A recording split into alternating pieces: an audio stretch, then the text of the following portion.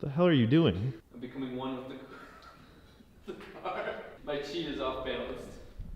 Your chi? Well, most of you know this as a mixture of both steel and aluminum. This is meant to be a vehicle that will drive. And so today, we are doing a lot of tasks that I'm sure everybody else that's involved with this car is gonna be angry at me for taking on. First, we're going to make the longer hood, and we're gonna do that Rob Dahm style, which means everybody's gonna cringe.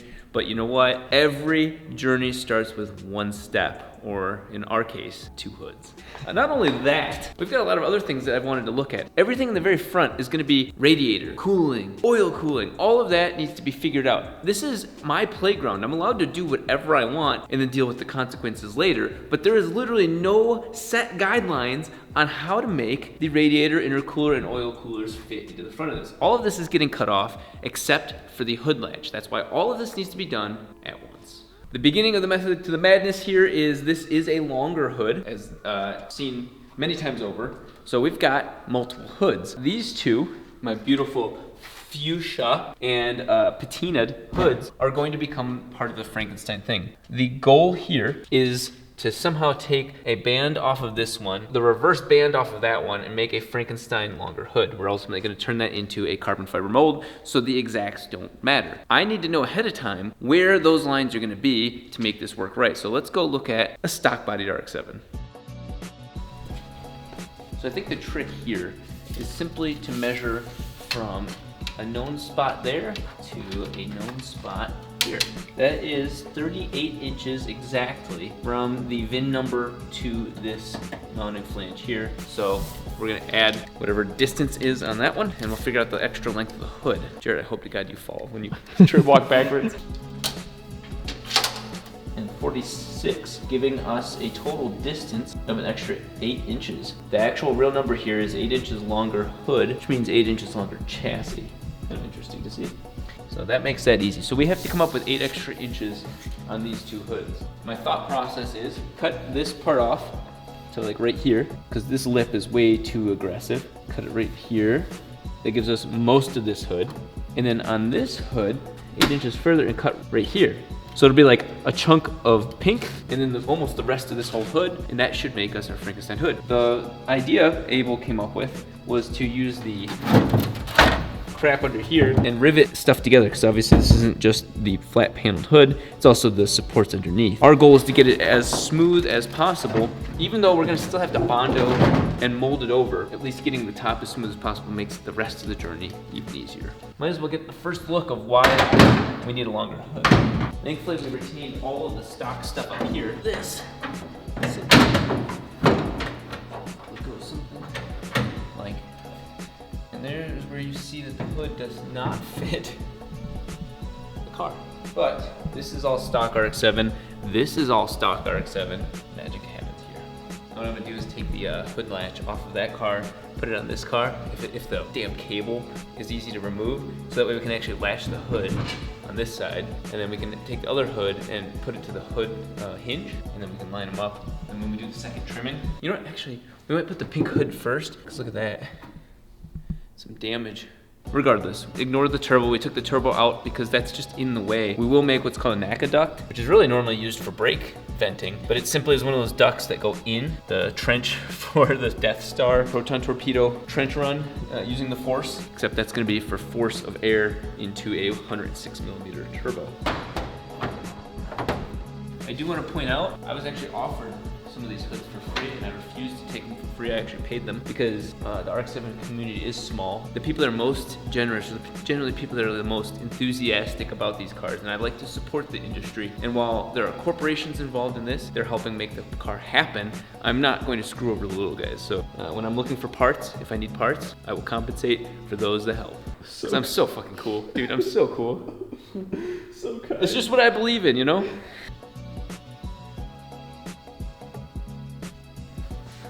Give him a shot, dude. You know what's funny though? What? Imagining the second hood being the actual hood, it looks like a GTA car. With it that being that bubbly, like the overall car body lines looks like definitely the Banshee from GTA. Which one's the Banshee? Exactly. Okay, my real OG fans and GTA 5 or GTA anything fans, Banshee.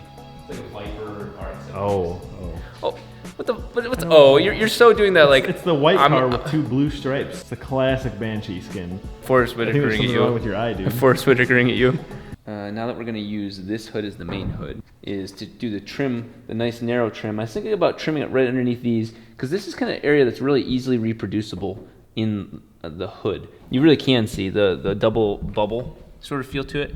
You got the center, and then you've got the wheel arch starting to happen, and we are going to have to accentuate the wheel arch because of how flat and wide this area is. Because look at this. This is sitting on the tire. We actually need to come out higher. RX-7s aren't flat. RX-7s do not have flat lines on this. This needs to pop up just that little bit to accommodate for the lower car and the wider wheel arch. This area is obviously useless because it's way too curved. So that leaves us somewhere in here. Take this one back off. This isn't exact science. Oh, this is gonna hurt me. To pay a couple $100 for these hoods to just trash them hurts.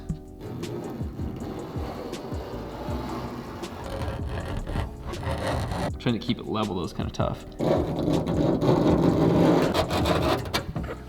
So we'll cut this one here, and then we'll add 8 inches to the other one, and then cut the other one here. This is kind of bittersweet for me because my original car was Montego blue, and while this one's sun faded and beat to hell, it kind of makes me smile. Due to the limitations of the tools we have, this thing is only a 6-inch long caliper, and I really just want to keep it straightforward. 4 plus 6 minus 6 or whatever, we get the 8-inch difference that we want. So I did this line at 4.2. I'm gonna do it again at 4 and cut there. So you guys are gonna see that it's not so much a mistake on where I was trying to go. It's just using the tools we have to our advantage.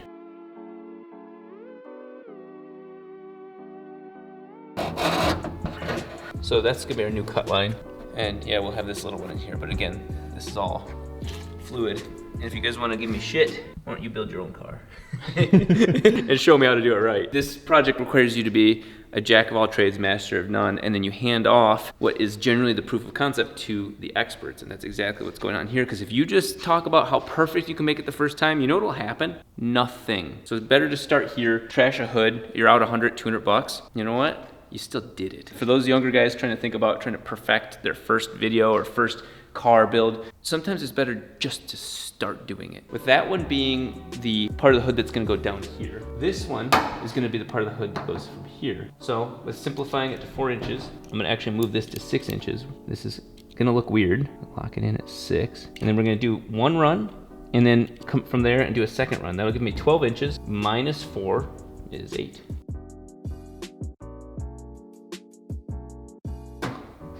So now, we're gonna start from the middle here. And here's the line that's actually gonna get cut.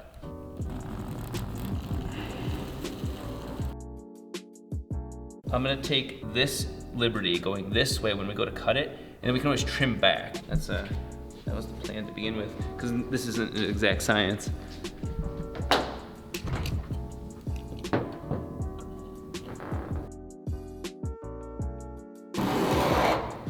There.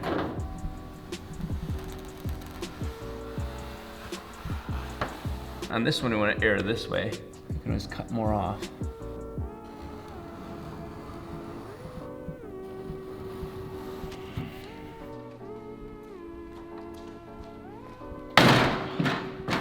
So I'm gonna want to come from this side and shoot all of it that way. Dude, it's not plugged in. Here's what's nice about wearing these ear protection pieces. What? Blocks the haters out. Talk shit. We need something to hold the hood down. Okay. Let's do this.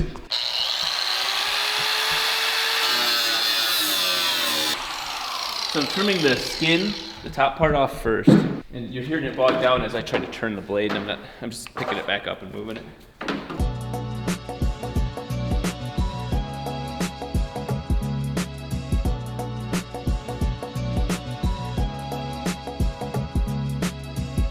So what you guys might have seen me do for my younger audience is I purposely oriented the machine so it's always pushing the blade instead of pulling it, because so you get caught, the thing rips out of your hands. This way, I'm always putting force against it. So far so good. Obviously we'll clean it up. Any of you that thought using the jack was a bad idea because it would roll away, has never used one of these jacks. They don't roll away for shit.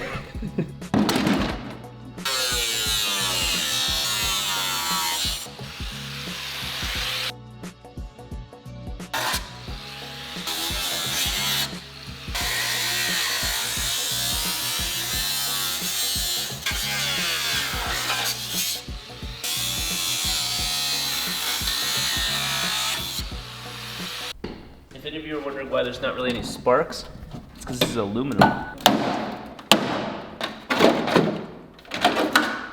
Okay, we definitely have to be very careful with touching those edges. So I think what we're gonna do is rivet these pieces onto the other pieces. We're gonna use this ribbing, not the middle one, but this, we'll probably put some holes in here and then rivet this one to the same piece on the other side. So if anybody has shortened their RX-7 chassis, we've got the perfect combination of hoods for you. We can take the remains of both of these hoods and make a stubby. It'll be 8 inches too short. And it literally was sitting on none of the wheels.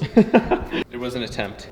Legit question. What is this thing? It's like an inner piece, like a secondary layer of the inner part. So it definitely had some rivets in it as well. Especially when they're gonna make the carbon fiber mold, they're gonna make the top skin layer. They're gonna make like the ribbed, like reinforced layer. This was something in between the two of the aluminum pieces. But I'm assuming this area must have been a very big flex zone for them, like under wind. So they reinforced it. Okay, here we go, $300 down the drain.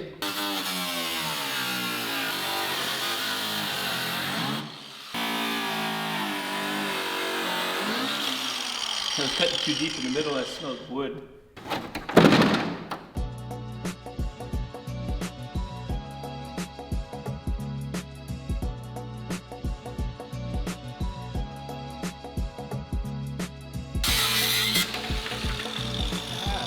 I erred very, very heavily on what I couldn't see, but you know, that's perfectly fine. Actually, that might come into our advantage because we can use an overlap and do shit like that, so this might have been a smart move to do.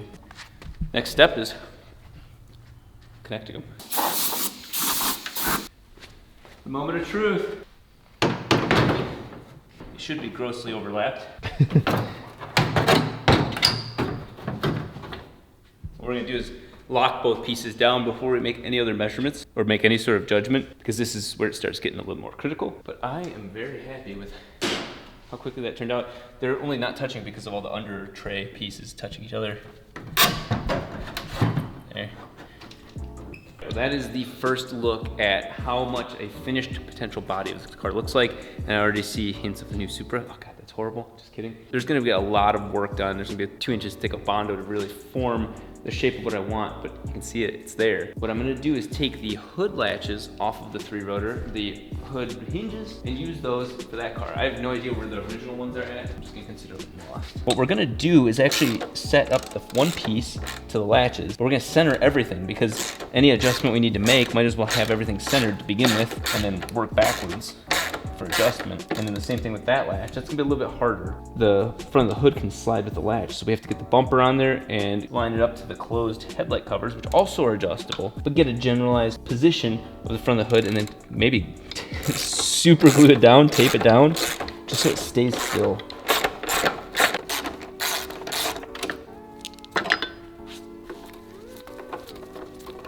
Somebody wrote in yesterday's video about, hey, tell your videographer something, something, something. I don't remember the rest. That part was just so funny.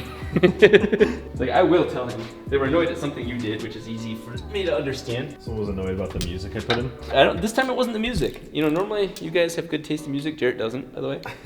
But he was more annoyed with like, oh, it was either your laugh or something. Oh, it was both of us. Don't you try to get it on me? I'm a little insecure about my laugh. Someone said that we laugh like girls. The both of us. I'm gonna find that guy and block him. You know what's funny though? This is the infamous hood latch. The infamous hood latch. There, thank you for making that simple. So like I said, I'm gonna center it all. So that way if we have to make adjustments from lining things up wrong or whatever, we're not pushed to the edge of something. You know what's sad? This was also brand new. It's just got tons of like little melted spots from welding. That's a bummer because that piece looks so much like crap when it's all faded. How many saw dudes does it take to light a light bulb? None. It's already lit, fam. Saw dude. I'm leaving that in to show the cringe level of that joke. I totally forgot the punchline halfway through. You could have delivered it better. You could have delivered it better. There was, please delete that.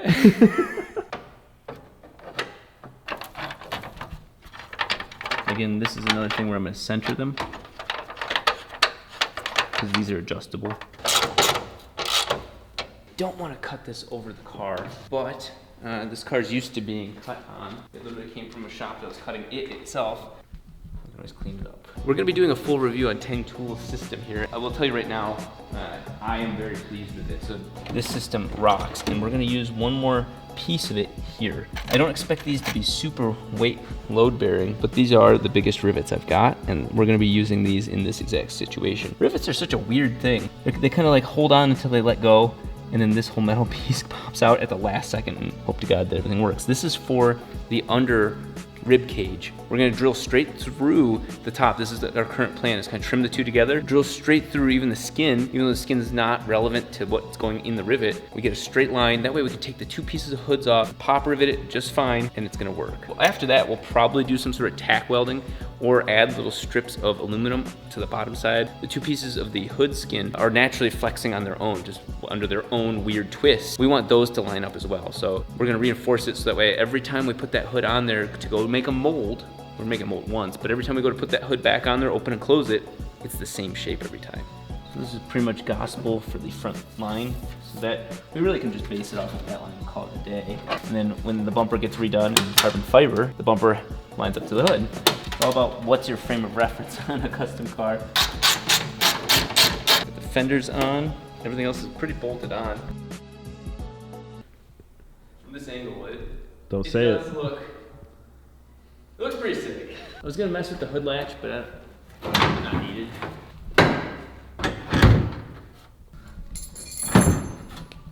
Lining it to there. Duct tape that shit down. I don't think I've ever seen this car with a hood. No, this is a first moment for us.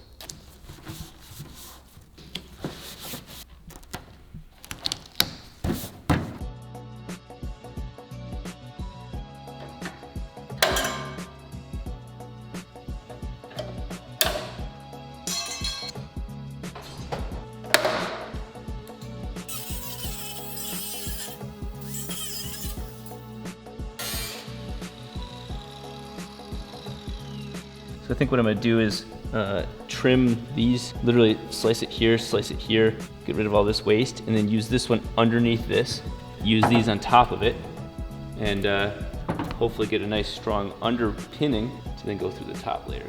All right, we are making great progress. What we realized is, even though we were following these curves for easy measurement reasons for the 8-inch aspect of this, nothing says that this has to be the same curve as this. So what we're gonna do is take some liberty of the fact that this is a flat line. This is very linear. We're gonna cut to about here in a straight line. We're gonna cut to the center point in a straight line, and then mirror that on that side as well, making it easier to use this to cut straight through both hoods.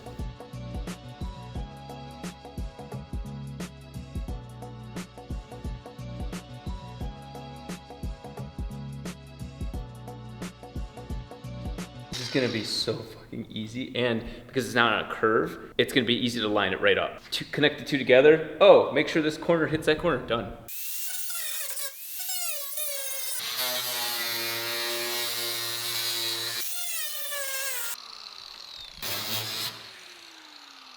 Of course, the variations in this comes from me trying to keep it as level as possible. I'm not perfect, but with some minor adjustments, preferably right in this area right here, we have a pretty solid hood coming together.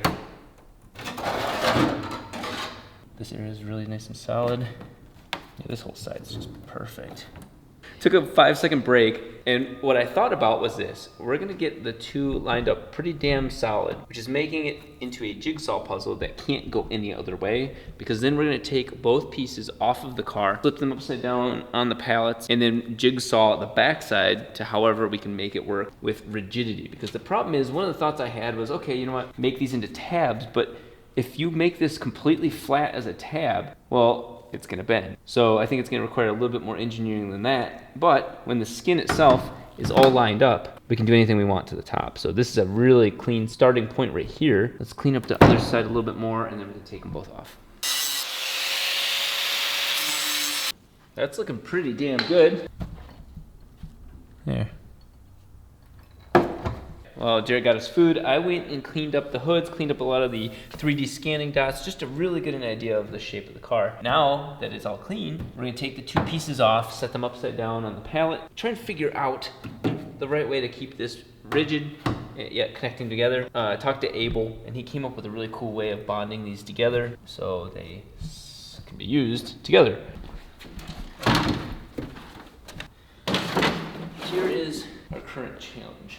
This is a nice flat piece to rivet to. This is something I want to keep structurally rigid. I'm going to trim off all these parts that I don't feel like bending. So I'm going to trim basically from here to here and then trim along this edge. That way it gives us a nice flat spot that I can kind of adjust and then rivet these to here and here. Mirror that on that side and then cut a little chunk here and here off so this piece can fit onto this one. I hate these, but this might be the easiest way without making tons of nasty aluminum metal oxide dirt.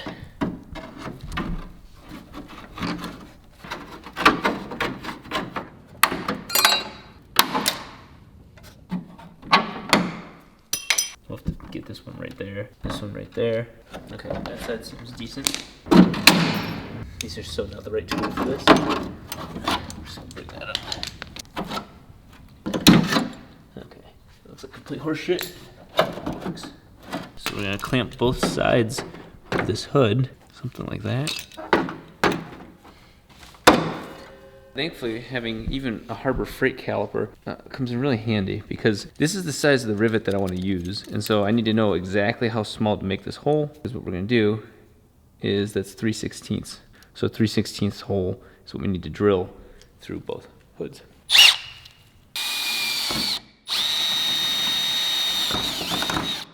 Rivets are weird because all you do is you're pulling that nail thing out. Whoa. That's all there is to it. And that is not going anywhere. All this thing's doing is literally being a bitch. It's just pulling, the thing's gripping onto this nail and pulling this head of the nail down. And so basically what it does is it creates another head like this on the other side. So it really just crushes whatever two things that you're trying to rivet together through, and then it rips the rest of the nail out. I find it very impressive that you can consistently depend on rivets. So this one I'm going to drill right through here.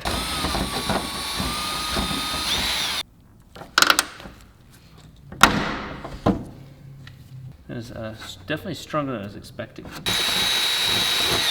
I'm curious to see how well the hoods stay together with just these rivets. You know it's cool. You can always tell when Jared's deep down going, I want to try that. You get really quiet when I do something cool. Okay, so the difficult part is, that was yeah, it's already trashed. Okay, so you squeeze it all the way down, and then it's gonna ratchet because it's actually gripping onto the thing. So, yep. Okay. And then do it again. That was it. That's how it's done right there, boys. That was your first rivet. That was riveting. Oh yeah. Jarrett just asked me off camera, well, I wonder if those rivets are gonna hold together. And I was like, yeah, we're gonna find that out on camera. And he just nodded.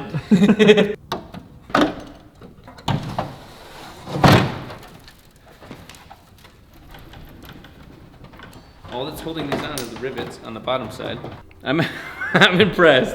I am really impressed. It looks like we knew it and we were just trying to be like, oh, wow, that worked. That's really impressive. That looks really good. Yeah, let's go throw our brand new hood on this car.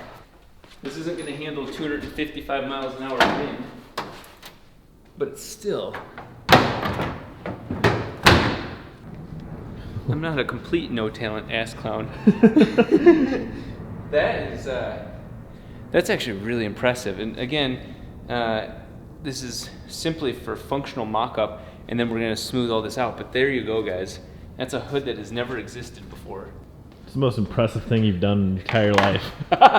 Well, that's still a good compliment. I'm very happy with this.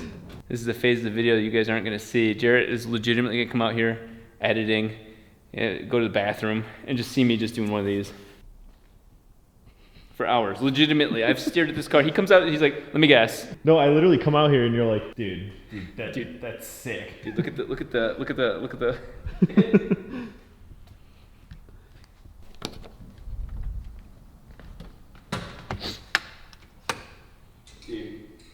Dude, you're still looking at it? Look at it from this point of view. That's pretty sick.